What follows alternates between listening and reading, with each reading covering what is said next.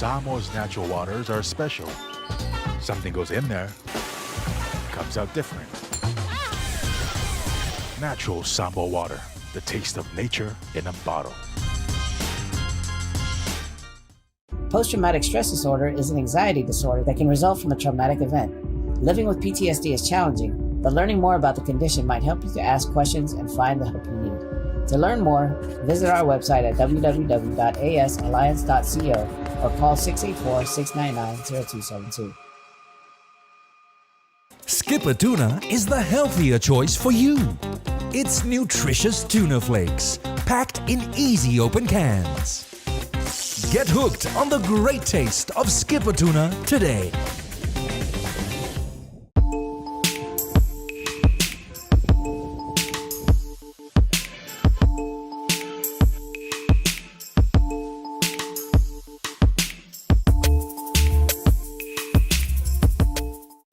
We're here to give the opportunity to people for full-time work in New Zealand as a skilled worker, so trades, carpenter, mechanic, or anyone who's successful with the quota.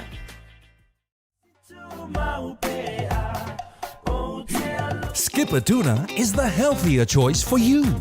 It's nutritious tuna flakes, packed in easy open cans. Get hooked on the great taste of Skipper tuna today.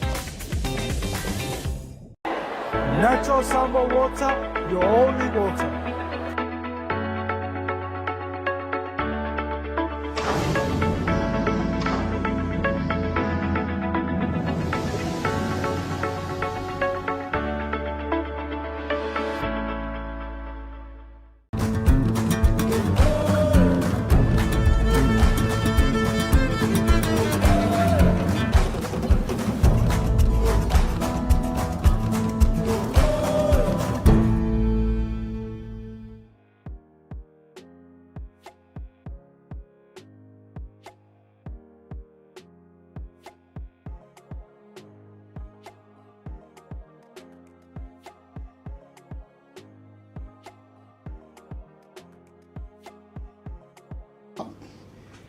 I nei fo I tū lau le fiafi.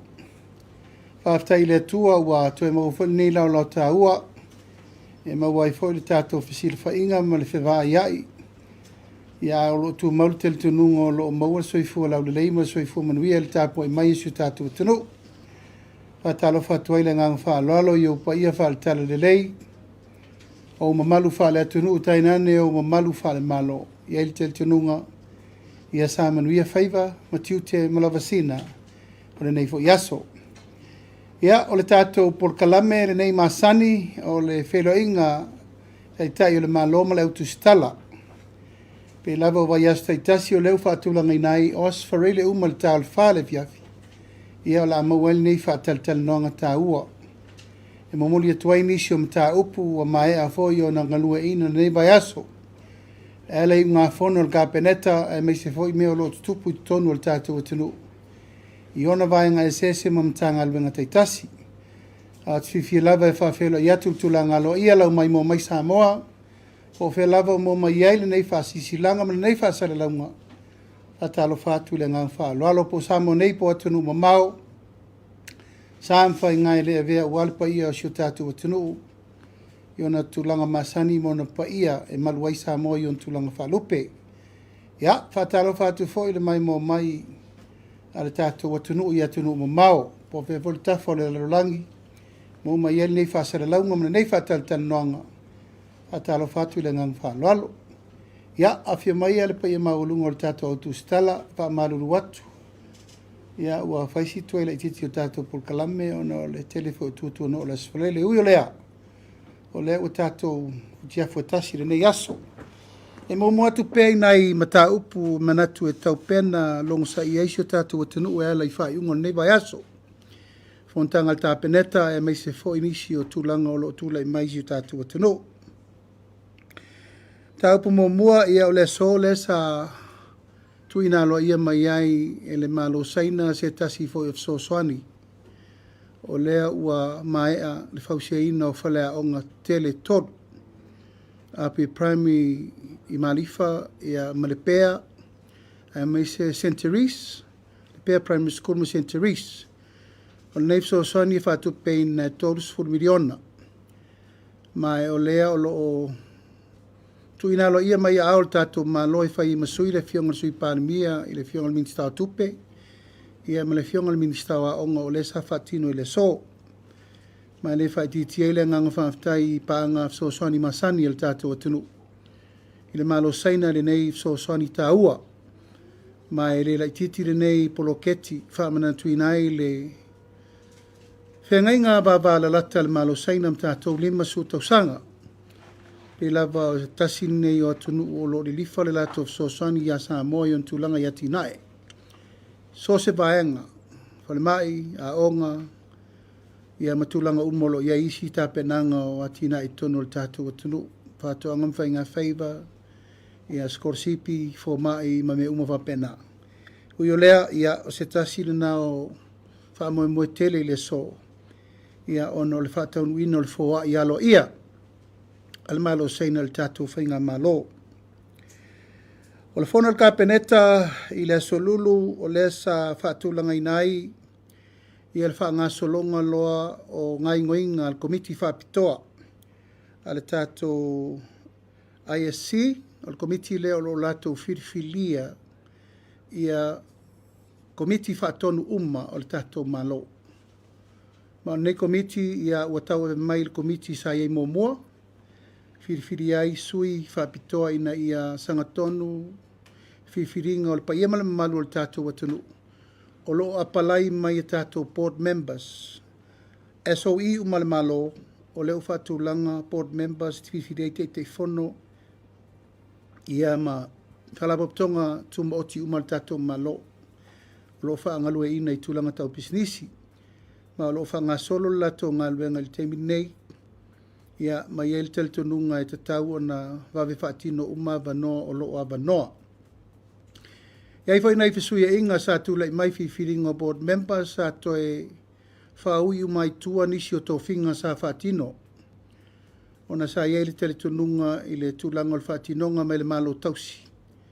Ia sa iei lava le whetena inga o manatu malangona pefa mata e mawhaina whainei whiwhiringa i taimi whapea peitai ua mailwhautua ngā le roi asili. A iei nisi o tō whinga sa whai i le taimi nā o malo tausi. O lea ua toe whaasolo muli i tua ina i whaatino pia iala o le tūla whono i le mea te tau ana iai. Ma o loo whaasolo ai i le tūlanga e te tau lava. O na tātou muli ta ia tūla whono e whaavai i le whaiunga i le taimi. A meise ia ta oto le angatonu le vanoa. Mo i lato umai a palai mo nei avanoa wha komiti whatonu.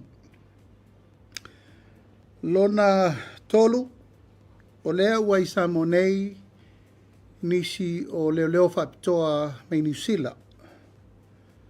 Sa au tālu sangaina ili Feiloaiga le vāwha whenga iei ma le Palemia New Zealand ma whontanga na whai. Ina ia awina mai nisi o leo whapitoa e Soswani. Whapitoa montanga luenga o leo.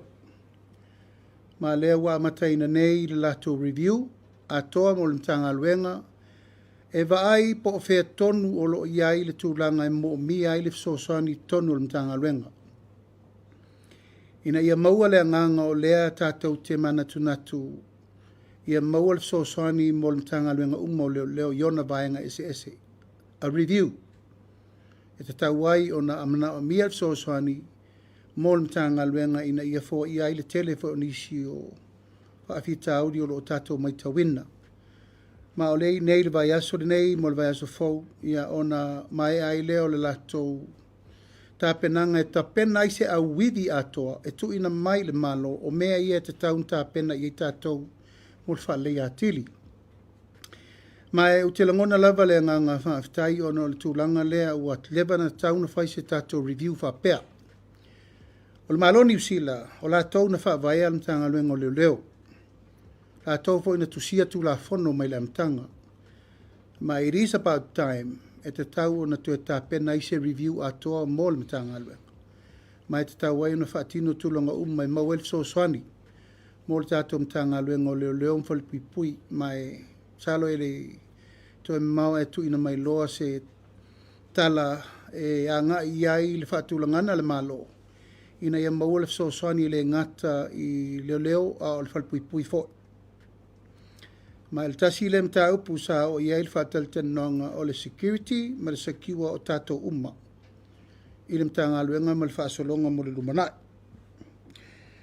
So e fumaloloina o lo'o i Samoa nei na taunuu mai nei le taeao se tasi o kampani ua maua mai e le fesoasoani mo le tatou matagaluega pe ona outou silifia ia o lo'o te le lava nei tulaga lu'itau i le matagaluega o lo'o fasolo e le ngata i le sioki o a tātou vaila'au, tātou masini e te tauna whaaleleia, tātou masini fau le manaomia, i le tūlanga o tātou MRI, ma CD scanner, pa no tō si fia tōru tausanga taluai, na iaia tātou MRI, CD scanners, lua CD scanner whapi.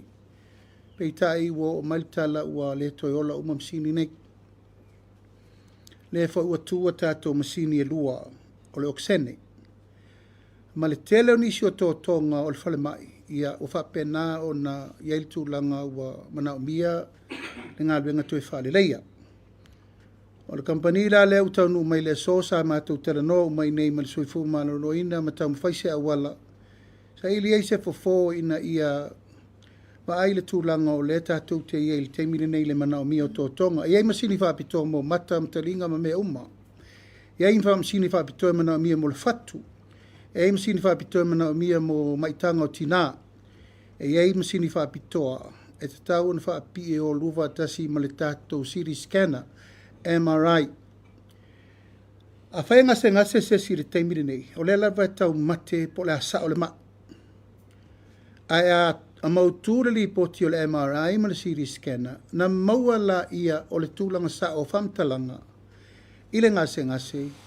Pe ma whain tonga fiti nei. Pe ave fo i fafo. E ma whai na maua tūlanga tae notice to tangata i nei. Maua le atoanga. Tonga fiti loa. Pe ma whain whai nei. Pe ave fafo. Pe tai. E le o iai se mea na le taimine nei. Mai o le mea pito i silin te tau na whatulanga. O le atoa umma o masini SS mo le soifu maloloina. E le ngata i lea o le whatulanga na o tatou mai au ina tui fafo.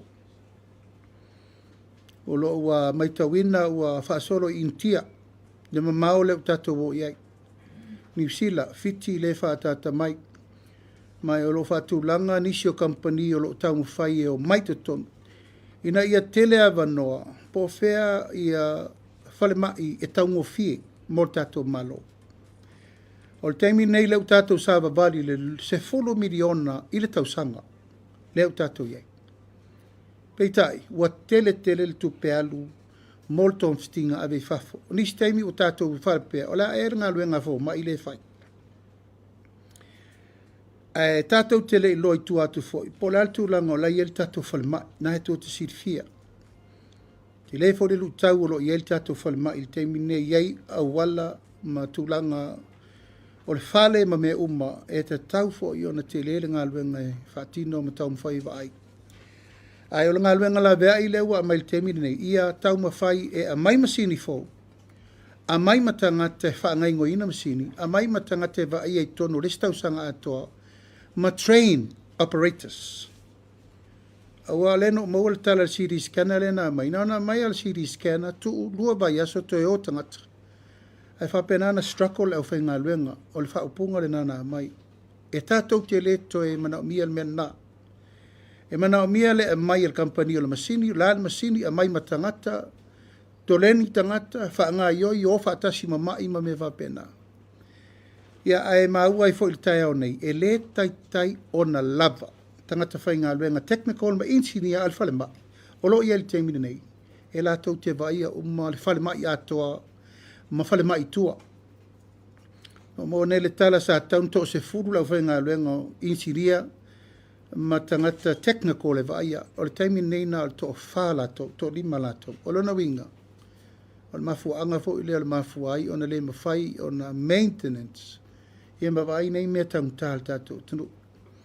E lai whaasolo nei le audit atoa o amele ia tātou, o amele la whai, o amasini fau le la mai, o la whai le ua lai whai ia. O le wha moe ia awala nei tātou toi o le mea lea, ngauwangi le mea, wha le tonu ane le mea, e le lopo ai la tuwa iai. Aero, o le teimine nei, o le mea nā, o le teimine nei, o le whai o le awala ina ia la vea ai le mana o mia. Teimine nei, le utova ai, ngau uma tātou o ke sene lua. La e alu na whanua e tau lau mai ia tātou o ke sene. O mawai no so ta ia tu le Oceania Gas le nei ia tātou e o mai e whaise si lātou la vea e le Plan B. Wa e mawhaina lātou sapalai a mai kesi, mai New Zealand. Ai a mai ngā lua whaatasi ma le tātou plant le i le temiri nei. O isi nā fuafua leu whaatino au wha ngā solo. Wa a mai le la vea ina maa Feiloaiga nafi ma le Ekomsina New Zealand. Ma lātou mai le soso ni vave utu sao i le Minister o fo ma loina. O New Zealand na mai le masini, o la usu e vave mai le company na mai le masini o ke sene. E vave una fo ia i se teimi la tamai. O le fono foi le kapeneta i le mtanga luenga o Taalonga. Ua tu ina tuai e le tato malo i le mtanga luenga o Taalonga. Ia no foanga ta alo uma lea i tone mato. O tau sirfia sa faile tonu le malo o tasi uma le mtanga luenga fau nei o ele Land and Survey. Dea wa ave uma yei ele tato watunu. Ave ele le stet tausi. Ave ele sa menari, masamo land. Ave uma ilalo tanga luenga o ele. O lela wa tasi uma le mtanga luenga wa yai uma ele o le malo. Alfa ngaingo ina la malfa tulangana i me ese. O lewa ma yele lisi ale Samoa tanga luenga sports. Mai le Samoa Land and Survey. Whanga i la tau le lua se lau ono sfu eka. Laito na i mato atoa. Wa talitonu le whainga malo. Paula le awala i leto i punitia ai le atina ena o Taalonga. La ngai esen matanga luenga o le whaia Taalonga. A esen matanga luenga i pūlea malai taalo ma aseta. O le teimi lane nei. O le wawe ma le pūlenga i lalo o le matanga luenga o Taalonga. E leto iai la se whape mai e langa o lenga ana kuai le mele o le mele e le iai no more excuse. O amata upu umasa ele to atu ngai me tau Taalonga. O le wa ave le minister o Taalonga malana sui minister e oi folo la tau. Dua se lau onu su eka lau i tuna i mato. Faasanga lo la tau e sort out uma. I tu tino o le malo o iei Taalonga i se All Sports Federation.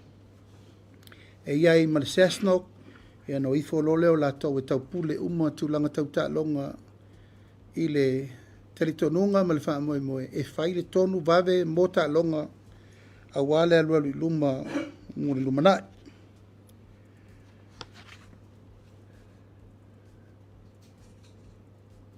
O le vaeso fol nei na mai e le Laaulia Faapitoa mai le malo Amerika Samoa. E foi tau so sisira mai ia wa fio mai le fionga le fonga ftelai. E Laaulia Faapitoa le tatou malo i le fionga i le au mamalu le malo. Le fionga le fonga ftelai ia ma nei o le teitai le malo. Ina i o tatou aua i atu le talaina lo ia o le lato motafono. O le motafono e fono ai le moto mawalunga ma le moto sui. E Afioga ile fionga i le Palestini o le senate ma le fionga le fonga ftelai ia masui ma malu umo le mota. U whaatulanga ina i le aso lua se fulu ma le valu. O le masina le nei o le vaesfou. O le aso Faraile i tutuila msalo le asto o na ina tatou inei. Lea ua tāpena ai ia le malanga Faapitoa le tatou malo mo le whaamoe mo tutuila ma manu. Mai o se tasi le nei o mata upu sili o na tā ua le nei fo i taimi ma le nei fo i au ngā tupulanga. Langa e le iai se taimi mua na umusa i se fale maota o tutuila ma manu a sa tatou awai. Ai o le umsanga o le fale le nei, i o te loa mo le si fo i fia tausanga fato ato e o se me whapea. Ai ua maua le avanoa tatou te malanga i e mori mawina le whaut fale ngatele le nei la awhai i le tūlanga le wafa a whenga i matutuila ma manua. Ia, o tūlanga masani lava, e pe lava on tātou silfia, ia e le to e tau whaamtalaina o tūtuila ma manu o Samoa tasi. Ma o lo tāpena fo i tūlanga i tātou tāpenanga masani, o le whalenga o se maota o le malo, ai maise o le maota o le palemene. Ia o tāpena fo i tātou whainga malo i tūlanga o le wafa a whenga im tūtuila ma manua. Ai maise fo i tūlanga o le tū ma le angonu ufa Samoa, e mawhai un tātou momoli, ia se sao, ai mai se foi se whalo longa mo tutuila ma manu, e ala atu tātou whainga malo. Tala whasoro pito foi o lewa o mai tau ia, o lewa o whaatasi umataitai o le tunu. Ia e le taun tātou sāwari wadi, e tau pen tātou o ma ave se tūlanga tala masina iai, lo tātou wafa whenga iai ma tutuila ma manua, i le vai aso, ma o wha moe lava e te tau o na whai e tūlanga lo ia e tausi ai le tātou wāna nofo, ia e mai se fo i le vāta puia ma o tātou uso i Amerika Samoa. Ia, e pe pauna o nai mata upu na manatu e whailo atu i loutou pa ia ma loutou mo malu, mo le silafia e le tātou watunu. E manatu e tau pena o sa upu le mata upu le nei o le whātula iese o le newspaper o le observer i tātou Faasalalau. Ia, o vai lava le tūlanga o le whetuleni mai o nisi fo o tustu singa, ai mai se lava i lātou o lo o au mai fafo i nisi o tūlanga o lo o au ina mai fo i lo lātou whina ngalo. Ia pe lava o la o tautalanga na avatu le aso on tātou whelo, ia im whaatino le wha moe moe nei, e manino a mea i la o polkalame ma le whaatulanga na avatu. Tasi lava le wha moe o nei o le teitai o le malo.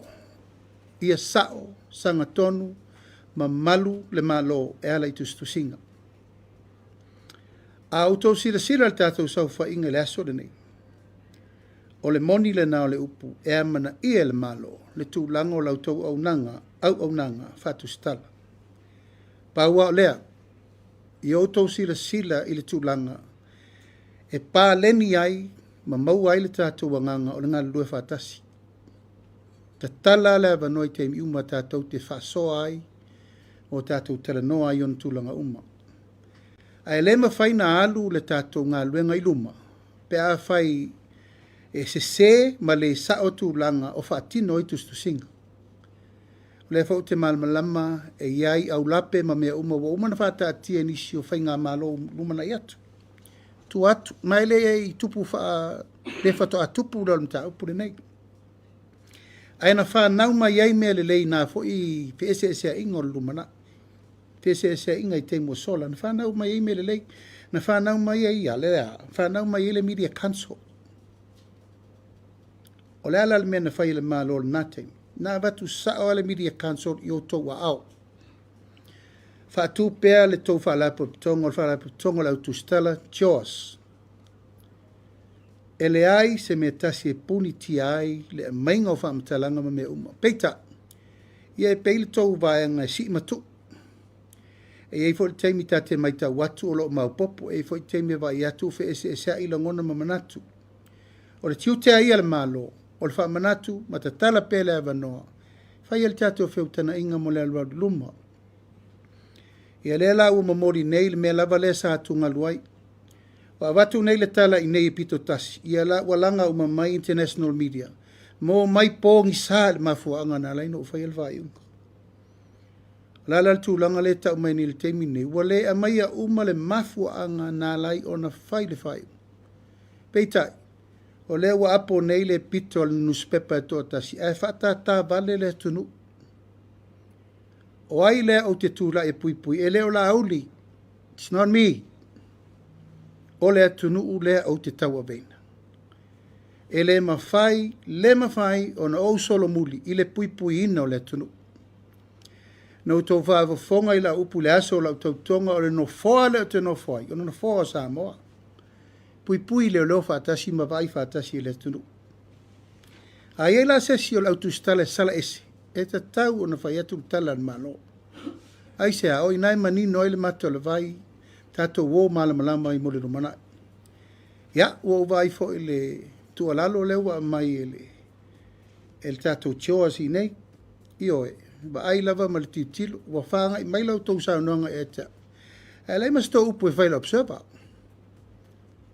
tatou talanoa i me malamalama e fautua mai fautua foi o i le antupu le vaavelape a le lava outou aga i me valvalusia ma fulifulisia loo vinagalo a faafea se upu na fai o i le vaega le ana seva ma talaga ma taʻuvale tagaluega ulo ma tagaluega le malo e va outou saunoa mai le tatou media council o iai se tatou media council ua fono le tou media council ua fono o fela e suru iai aʻu lenei ma le malo i le tulaga e suru iai faafitau li faapea ia o lagona na o manatu na tatou talanoa a whanau mai se mele leile mele nei le rumanai o le aunga le nao le tatou whasoa o e whaingo fia le whaalele a o langona ma fianga o le tangata le whaalele le upu maritala e pala le maa e le pala tala e toe se ia le whao wei lona tūlanga o le mele na e whae tete o lo tangata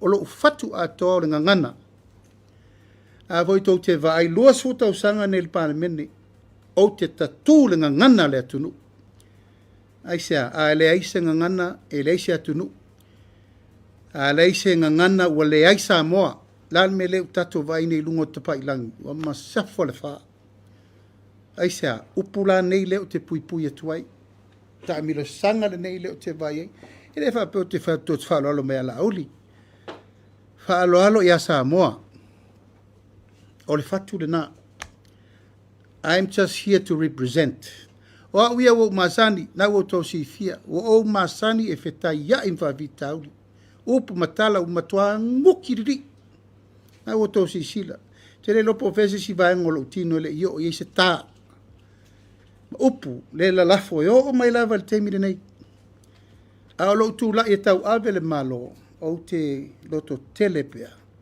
e faila mi ton ala lea e au ngal tatu whaasoa mo tau si rafia fo le manatu ma le langona e ana tau tore le ngaton ana e tau si fia i le po pese nu iai tai malama ai faile me tau fai la tatu whaasamoa e tau si fia a sala whaungal ma whau me sala ai lo le fatu ala sala ma se ai fai al fina wale e na o le apo mai le lalolangi o mai le malamalama ai anga i mai e tuli a pu le whaasao le o le pisinisi e tō atasi a ti ia i uma le atunu ure nei mātou te tūtū la i atu pui ma leo le mamalu o Samoa mo le rumana o manatuai ia le paia ma le mamalu o le tātou au Tusitala that's why we are here a te o mai whaasoa ma tala noa ma tā upu ina i manino ma mala malama le lei ia na solonga le lei ia lea o mana whaila upu ia o tau laso fo in tātou tala noa ai Media is part of democracy. Wa umana fayatu ireni upu fa ula upana no vatu. Ala te mire nei ia wa fo tu to la ba no fa solo ato ma me to te sopo tua o ye. Ale u fai. A fena ta ulanga ina ulo matanga luenga sa fai ai tupu se mea. What is that? That's a pure lie. To yo le so no sa wai fa to no mai la me na fai sorry lo fa no that's trespass. O la sau tō sila, a sau se tangata mai fafo. A la tu sori lo whanua, i le tūlanga te lei whatanga ina, an tangata tō rua mai fafo. E whatanga le mena whai Samoa e latu o latu atu nuu whai. Le lava te apoapoa i lo unu umalo tu malo to o le tai. A o mea ia, e le mi ngao ma le mawhau whau. E lo tu malo, e lo whasino manga, e o wainga, e o tangata. Ang tau si sila yatan tapue. Sa palipali atu pe o tangata o te whaatupur whaavelape. Pe o ato tangata o la tau e pule ele lau te nofo ai. Na o nofa pena atu lau Tusitala e tātou te fua i luma. O leo to e mail teimi e whangwhangu me tātou leo la kolone i tangata whapene. No. O le toa o le tai le mele whātou teimi nei. Ma le tau ama a tangata o lo tu malo toa. Wai le whaingo fie, le whaingtame ia o mai tangata ia. A o le lei a sau nei o le tangata ese. Fuat sabadi, Samoa le mele iai. A o le lei a sau no sabadi le tangata whaila walava pe alatu ba ia. A elo sa wale wale atu pe al makeki la sabadi you can enter anybody. O la ulea wha manatu. Awa o tau. Tau te whaamarusia langa o tau o le tunu tau te sila fia le tatou vana no fo mal matapuia. Ia elo tu tala lola le wala me tupu. Ia no mai lole fasolo ato po le ala ko. If they can come in whatever, they can knock any door, they can enter. O sia unatu alalo le tatou au Faasalalau nei aso. Ina ia manino mamala malama le mtau. Ia mtau pu ia le utatia. A le fua se tapu. Ma iel tulango le au ina. I se melelei. Ala tatou woa whapea. Ia na manatu le al tatou au Tusitala nei a vea fua le maa vea vele fua. E a fia I fua lo tau mamalu o lo o tau tau si tu la fono. E me se lo tau wha mamalu I taimi umo tatou tala noanga whapea nei. Ia pia whatino. Ia, o le tala na matu wai. O le tala na. E mai lo tau whina ngalo, tātou whasoa pe ise sim tau po tōt whia malamala mai.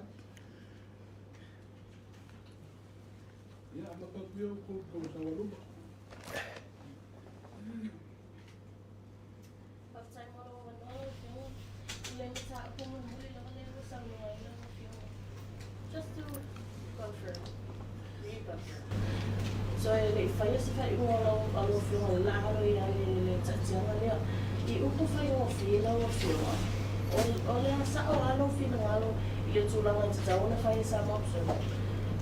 Apologize to you or to the public or to our family and the people that were affected. They know what to do. I don't have to tell them what to do. Laila tu silfia. Laila tu silfia. A toi mana na tu e fai se tanong. Laila tu silfia me taun fai. Laila tu silfia. Kere fai aku ia la koun me laila ke lon me kaun fai. Samoa I nei. Le tātou te I nei le tunu. Peo no fai atu. Ele po pe se nu. Iai tai malama e taun tala non wha malama la tu langai. Hanga le wā ngai mai ngiri malo mai whafo. So wa kau ma le pua ma le langa eke. Le fo sau le tio sia wa whasanga mai eke. Ai le whai ai lunga o penga ta whai langi tato upu. La me tau te rea fio mai tato tala nole. Le wha peo lo tau whina ngalo le ai mai lunga o penga ta whai langi liu ra ko wha. It's not about me. It's my position I lunga le malo o mal mele ta penam pui pui. A whai tau te whina ngalo le media mai tato tala noa le matala lo vaito. Mai tato tala noa. Ai o tau tau whai pui pui sang sala sis tangata. Sau tangata I e whaina nang malanta upu le tātou te. La me la serfu tia I fua vai singano I lau tau sisita. Whai lau tau ngā luenga I le me se le na whai. O lau le tua lalo. No mai le tata non whai stala.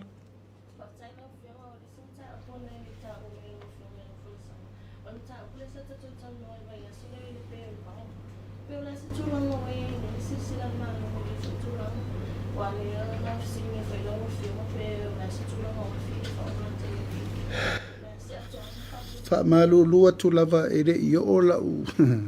Langa lengo wheku kakalangoa I ngai. Wai vai me lau kesi. Ko a kasiro vai aso kua maunga le mau vele kau. Ai fa malu lu se I te I o le vai aso le la fa mau lalo.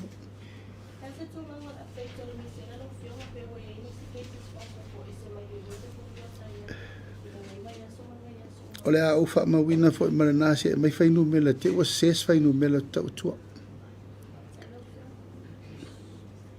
O le NUS foi le ki. E ngo whakare kul kako appointment whai mai ko kio mai kako kalango. Va ai oto. A pukle appointment. E fia se furu wafeta ngata o la e a ngai mai. Ai a cancel mai se tō appointment. Wa misi ava noa na ista ngata iana. I o tō lo whangia a whai o tō te fia so tai main whao ngale o taimi o lau whaava no atu.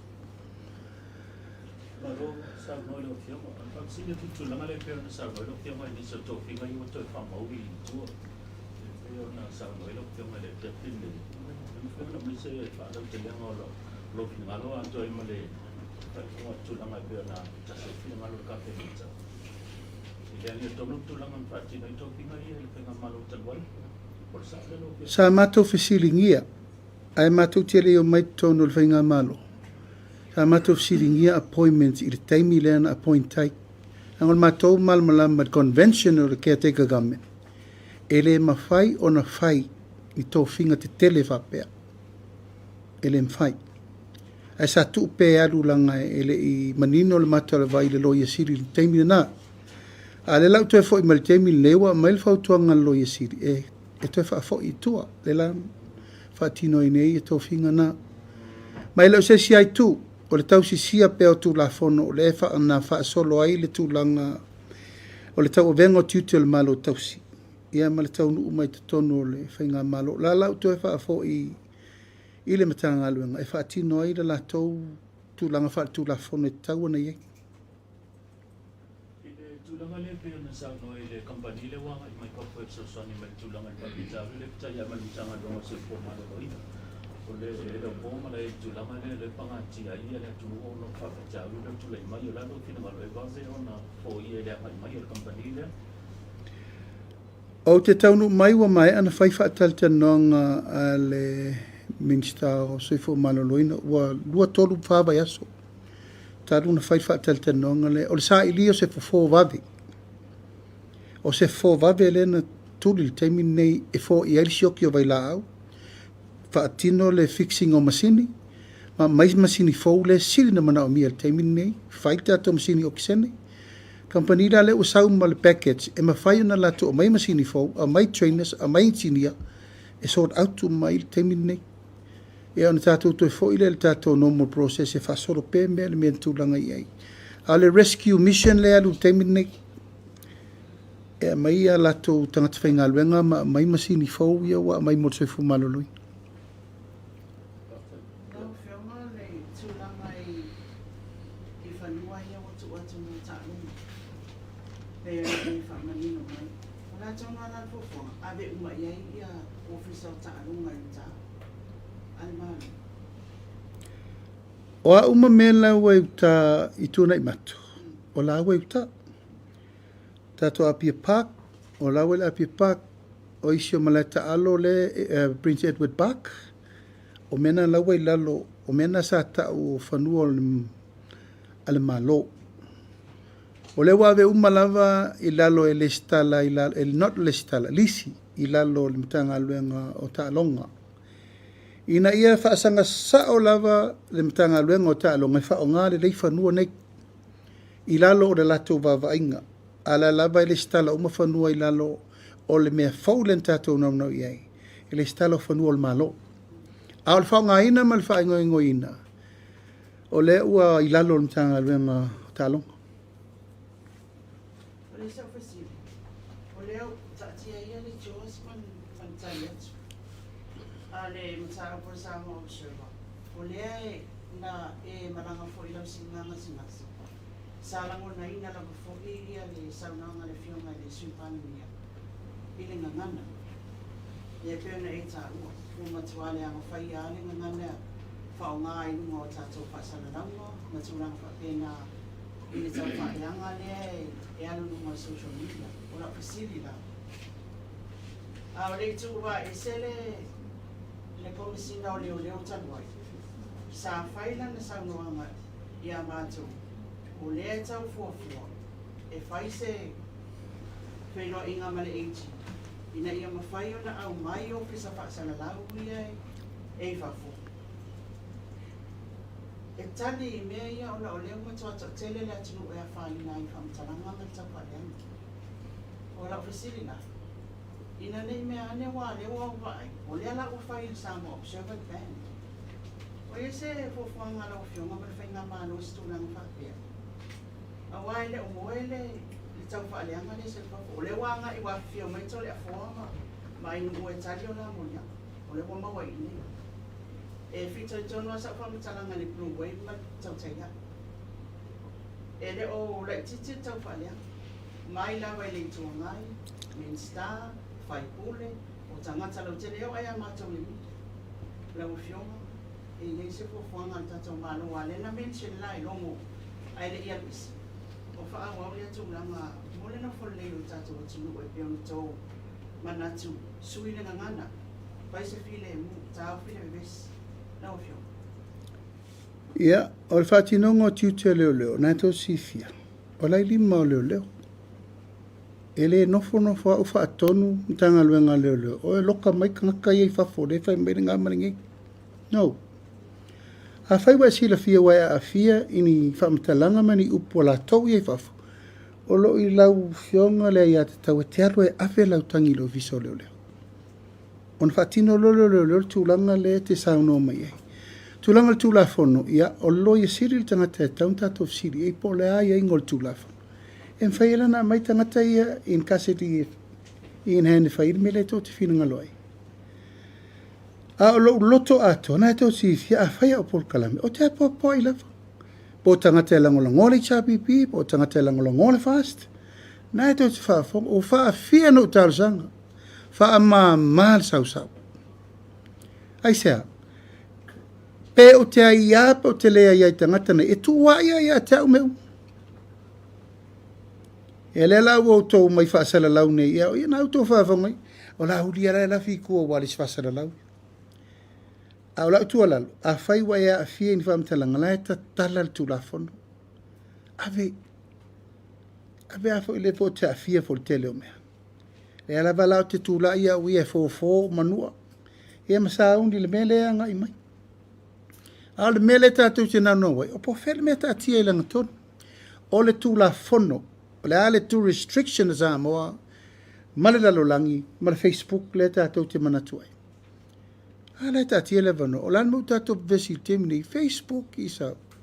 E matau tia le abano tātou maua e. Whai ele ngā luenga. Social communication. A lan me lei. O tātou no nofo laba tātou. Whao ngā le tūlanga le tātou te vesi ai.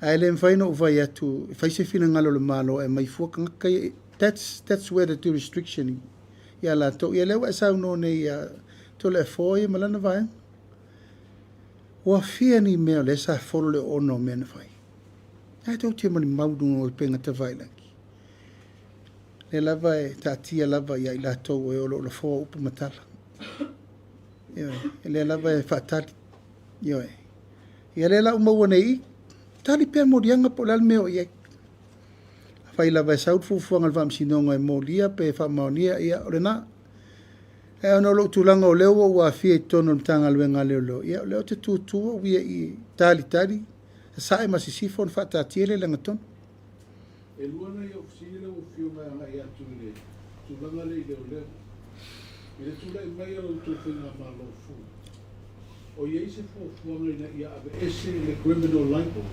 mai tula fono solina tula fono a wale criminal like o le no dia tanga te te fa de anga fam sino soli na tu la fo ai ave pe I o il fam sino I fino to fa de o ye se fo mai ese ele mfatu ele mfai no fai tu se tala televavel temiri nei bua tele fa opunga wo mai wina tu la fono le criminal libel e ia tu langa taunti tilo e po feta e to fai consultation e vai le fa pena no to malo vitu e tala no ale tunu po se me o tala fengai e telephone consultation fai momo e le titil tato why did the HRB bring that law in hand tele il fatal tanong aisa e o tato wo voila mele tu putemine ai la titiro il lumanai po la lesi la sanga pe fata ul fatu mau pe abese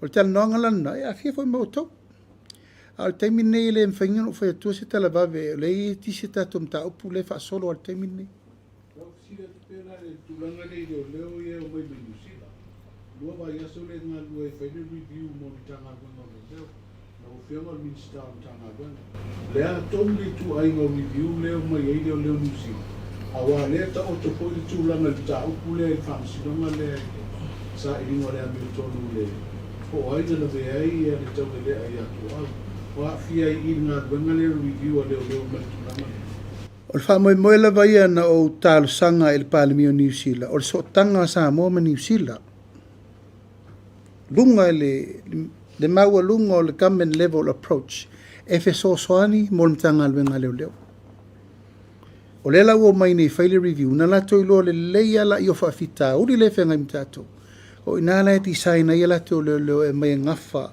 so soani mele tato te mafti ai o le alta to mafti o cases anseto o su enga fatino Faasalalau tangata to nengi ina o leo ta upu mo fa pena o le review la na o le ta taunta to faia e o le per mele na tunga loili lo maiava Whawhena mai tangata lei whawhoi mai nei.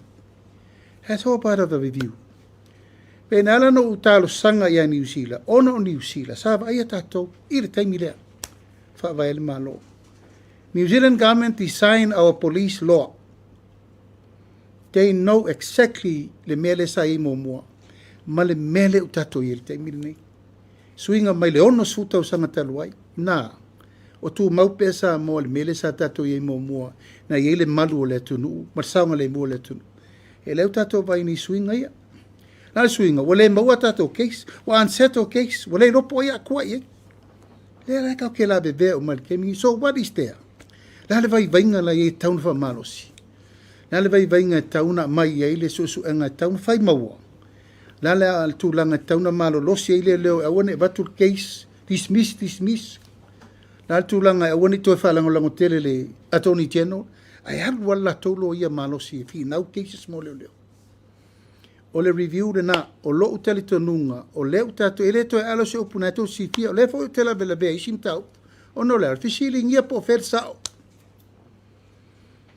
O le mele na na manatu ai, e tau na faise review de lei, o le ale review e mai, ia na fatu langa lo le langa, e na austaria le ferfeinga pa anga ma leo.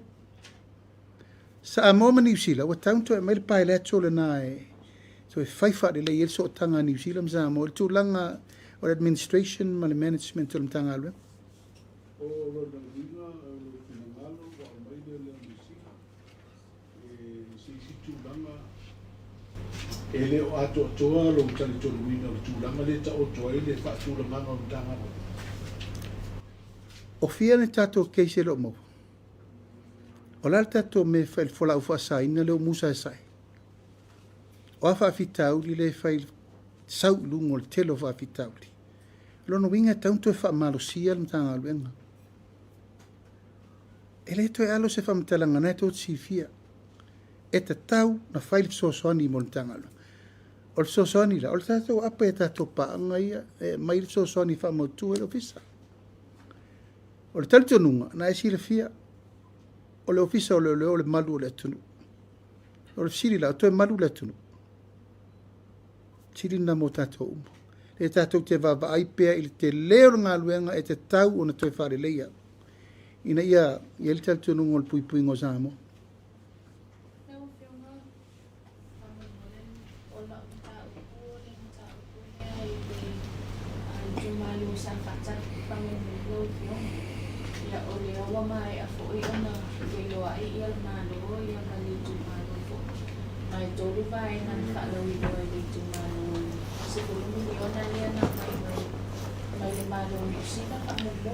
Ole asa ta wai sui fekule le tumani Apia.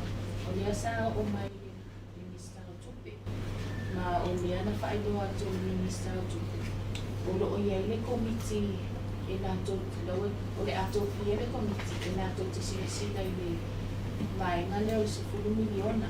Ai ole a po ibo una tu mai mana o le tumani. E fa ma tu atu pele se fulu miliona fa mo ni mo le tumani na ia. Ai ona whakatu na tō. Le siri na lau whia. I se au mō mia i le tō whia o komite tō se sila I le mata akule o le whakatu o sūpia. Mana tua o mairiwhainga malo le nei wa whasoro na negotiation. E o mai wa lewa na alu tanoanga a New Zealand ma le tato whainga malo le nau matu nei. Mai ai tūlanga o lena tau mai e wo o iel negotiation o leo mua mai le 10 miliona. O tu atu le 10 miliona e tauna ta atia ai le meas le committee le lei te tauna i le longa what is next. Is this is the end of our claim? E te lele li poti e tauna maua mai. O le li poti le nā tātou te ilo ai le mea ngā i ele taunu unga ma le afianga o tātou mo le si 4,000. Po le vaa e abe ese, po le vaa tu I o afa manianga e taunu wa vai po a foi tūlanga e tūla I ai le whaare lei o le tato ngatai whale. Ia, o le maulena mātou to e whetuna I ai, e te tau o na taranope I lungo le wafa vau malo. Tu malo umane ia afia, e lalo o le vava inga le malo. E le te tau no mai sao sa fata si umu malatou o sao I ia New Zealand. O le tūlanga tala whea ngai ma le whea o le mtau. E tala noa le malo Samoa ma le malo New Zealand. Ai le ma whaino mai New Zealand o sao ia sa whata ma si umu matun ma motu ia ma nuu ia a whea. Ai sea, ele ma wai se tonu sao. Awa e te tauna i eitu langa o le vao le malo. O na manino lo le, ma maua le tala sao. Ia le lau o mai nei, e se ale tjata sa whata ia, e fa utau nuu mai le whamatala ngasi umu la tau. O ai tonu e te tau o na maua whamanuianga le mele. O ai nuu la a fia le mele.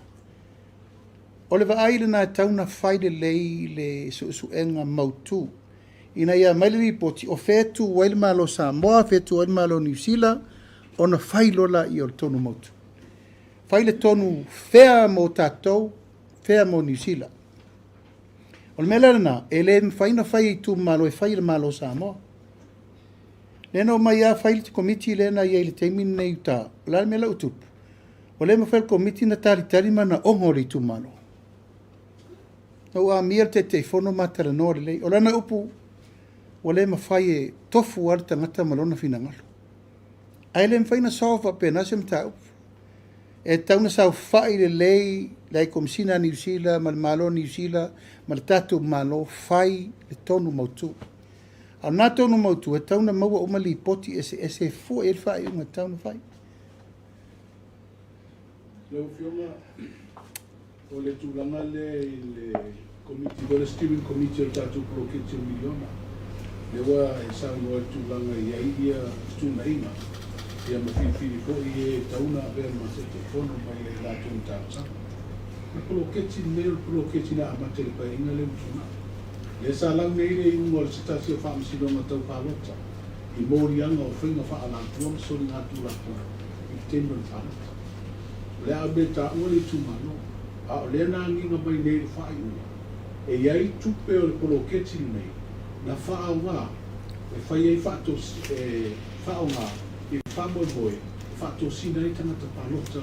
Isi o tangata pālota o le tūpālota. Le aso whina ngalo ia. I ini o watu malunga le whao ngā seo tupe nei. E a watu e whai ei ia whato sina o le pālota. I le anga i numa le numana i o le whao ngā ino tupe nei le tūna. Ia, au te lei ma ua se unga le whaamisinonga le teimini nei, ma au te whiwhai tauli le fo il whai unga po whea ngā iai, la fo il whau inga ina o le whai unga i tupa le proketi. O le proketi la baia, o le mele ufai le teimini le tātou whai ngā malo, le tue wha marosia o le monitoring ma le vainga. O ma voina whatu lau tala le tātou whela inga mua mua. O so se tai fono sa ei mua mua le wha maoni, e le taunto e vem tai fono. A tauna manino le lei o tele ta ua le mele o e sauno ma le whamisinonga langa o tere i maa ua le lei po le almen whao ngai tupe po le taimi ma me whapena. A le ia inga lava ia le ua iai i le mtanga luengo tinamta mai tai. E mata i tū le lei le tōru whatau sanga le na lumana imi. La wha ufai o kita le malo, la wha e vai search le mtanga luengo tinamta mai tai. O la tōra le na, o la tōna e whai e whai unga le metonu le tātou te mana tuai. Ai, e te le lava le o ngā tāua mo le lumana. Wa al bloketi fau, o le whata tātou wha solo, transition from the term to a term. U mai le si malo, o a ia inga pe poroka, pe whatu, pe whalaa, le wha ua tele lava i a swinga fau. Swinga o te whono lewa, mai wha whena whirifiri, sui o le whono wha bae, wha whena whirifiri lau whenga luenga. O mea umana, e ta tauna mai o i o lelei. We are still in the development system o tato poloketi. Ia na mauti no lola ia ua solonga le lei le whatulangana.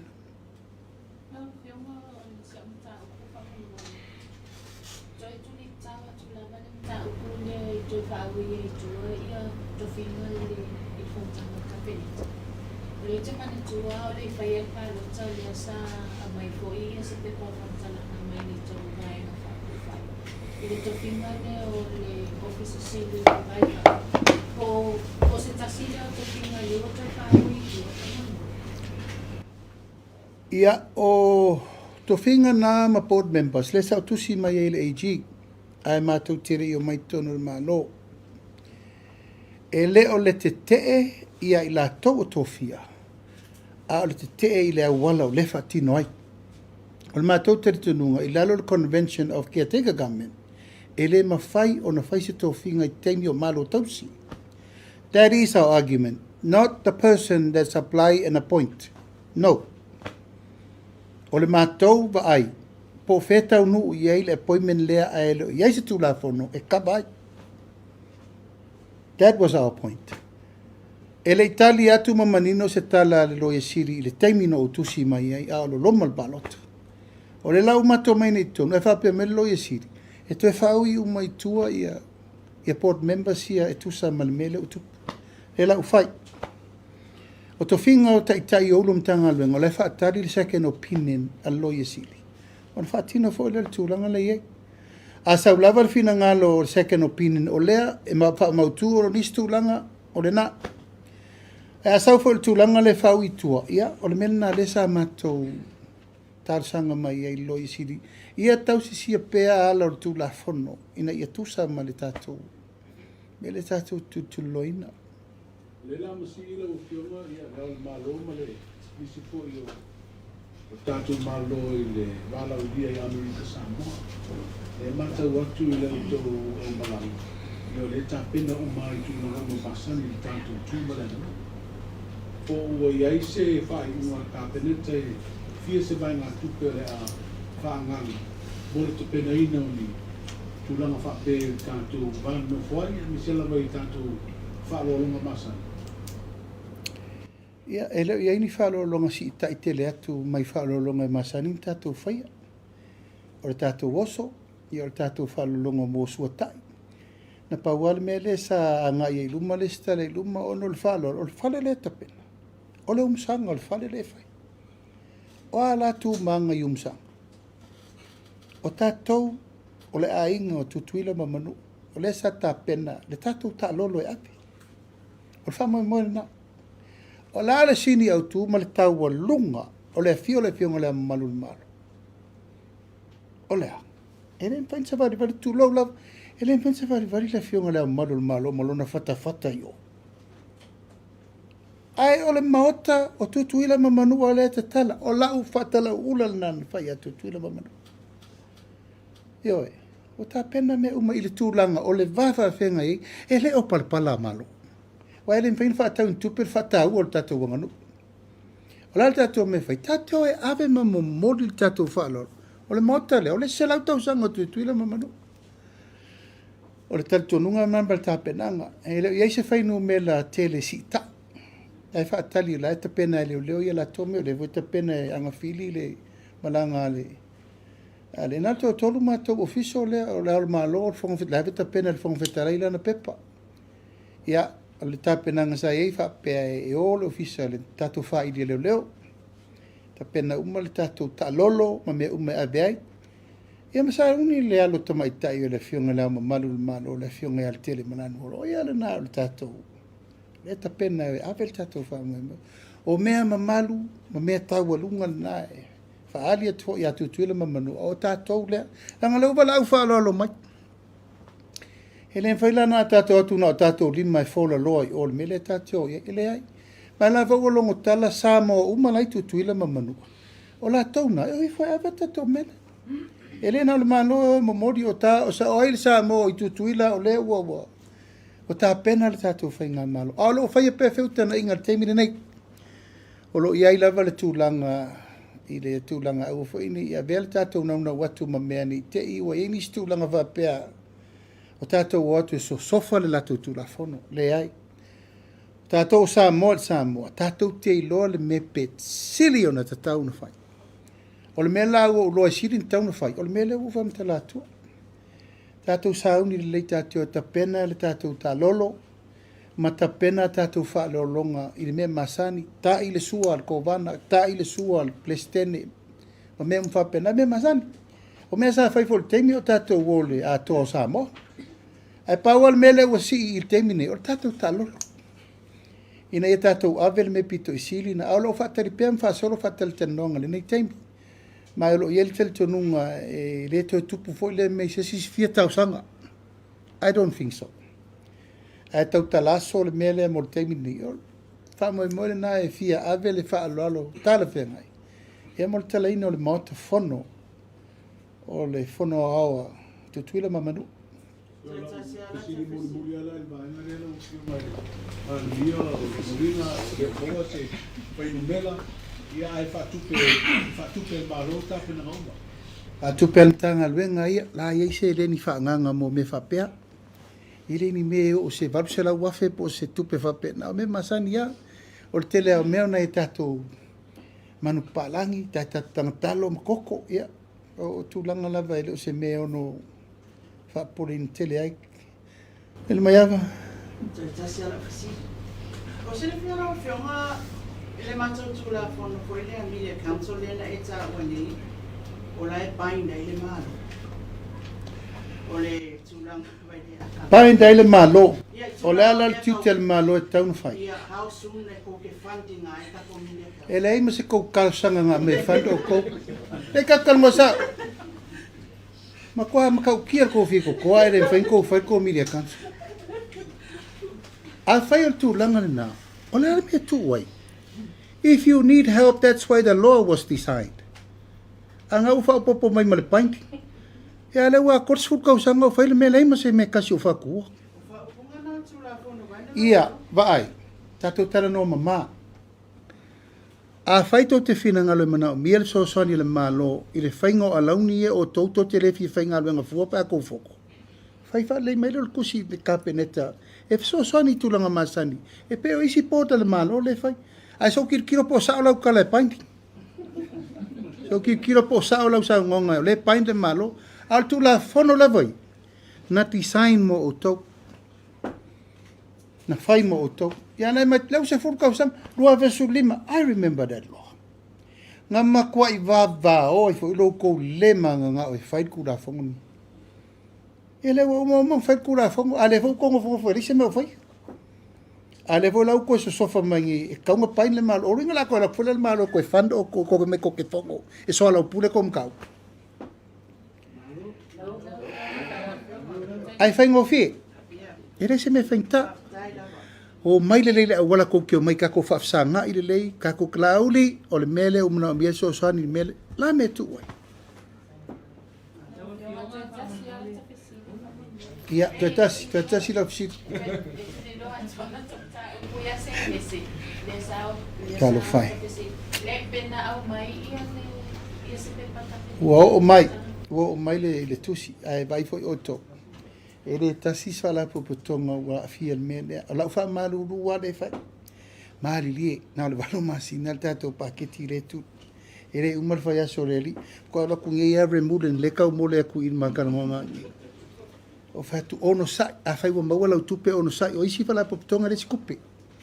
Ai on sa o FAO o isi tonas o istanga te su e mal tupe mo to ai yes wo mai le kele ngai fala konga yo no ya after fiona galua de to fio tuli do at la vale mata Upolu le bilateral relation le ma New Zealand le la mai ele o le fa libre vi on tanga le Samoa ia pere o ma fai una fia tu ai ma se tu la fo ile ai ya va toi fo ta to leo e a o mai I o il malo New Zealand la fio ma fa o le brief le na matu terno nafi mana kom sina New Zealand e fa vaenga le wa mai the prosecution investigation o le training e ma le legal o vaenga na fa le wa ta ume eta o vaenga na fa le la mai a mata I le bilateral o vaenga pito sili nanta to mana mia investigation prosecution training mai o mutua I o vivia la Januari mai ele fa so ni la New Zealand mo tato la wala vale pe capa Australia la tato ta vale martelo mea a le ano faler mtanga o taun tato tilo le vai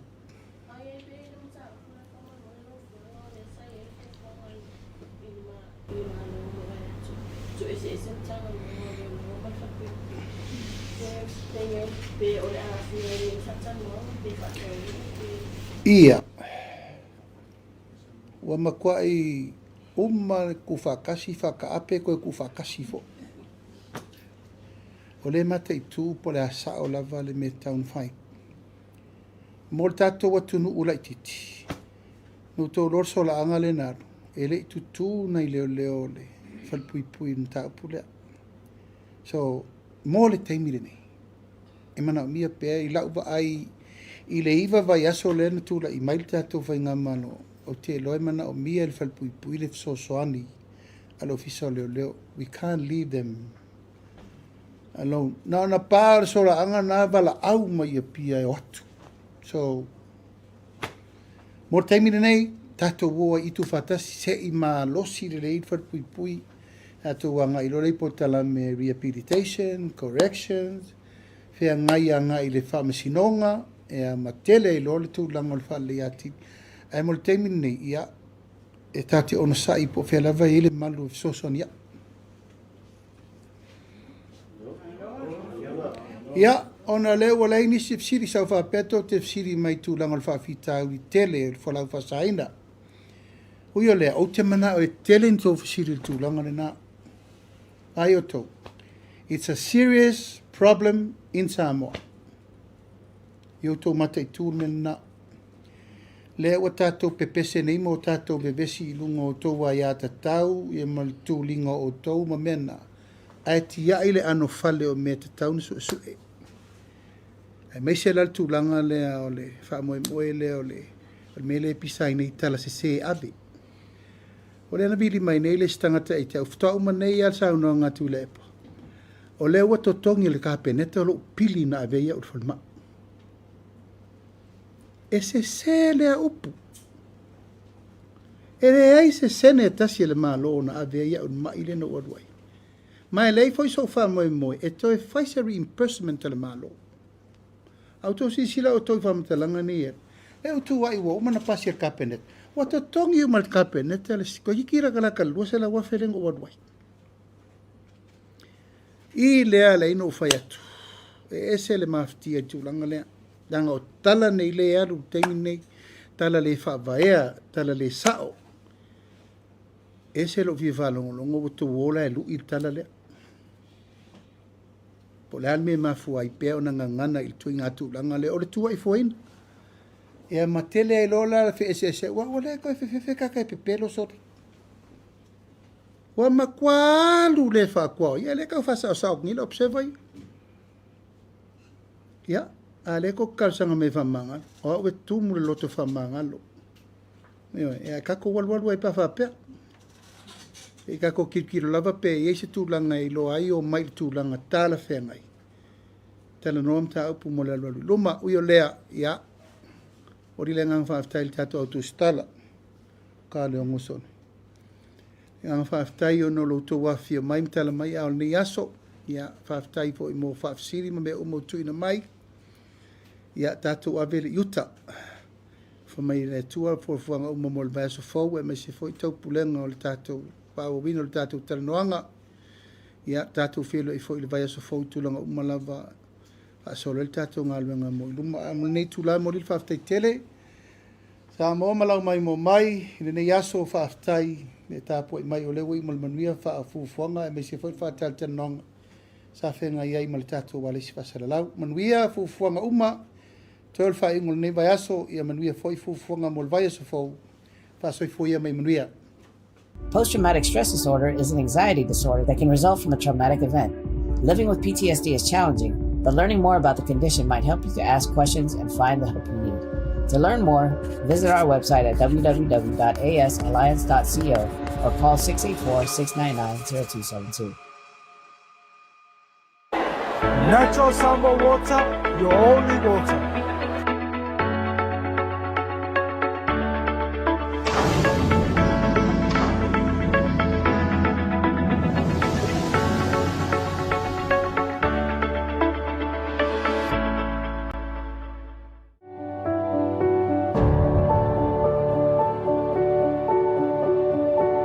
Unwind your busy day with a cup of royal tea.